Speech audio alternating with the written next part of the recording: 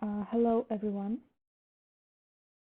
Today I'm going to present some main features of Canadian English phonology.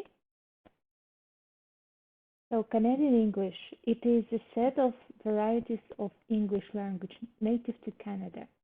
According to the 2016 census, English was the first language of more than 19.4 million Canadians, or in percentage, it is 58.1% of the total population.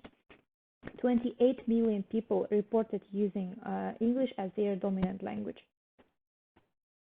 And of Canadians outside the province of Quebec, 82% reported speaking English natively.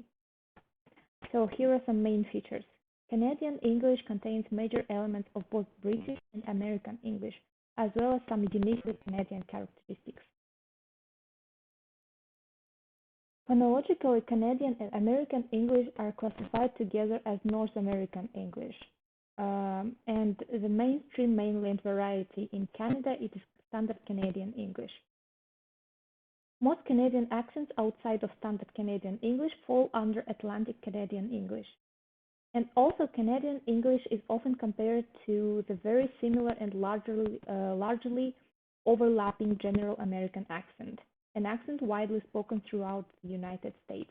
And also here I should mention that majority of this General American accent is spoken in western parts of the United States.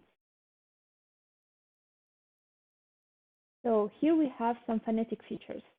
I will mention only some major ones.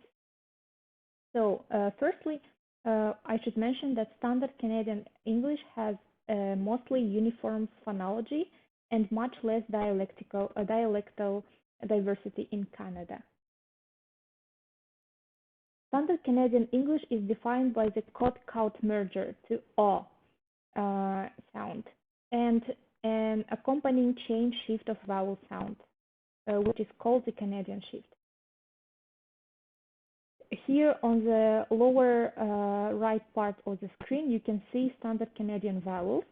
You can distinguish between front, central, and back vowels, and also their close, mid, open, or diphthongs, like these types of vowels in Standard Canadian English.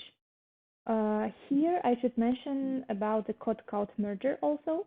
It is a very interesting and very important feature.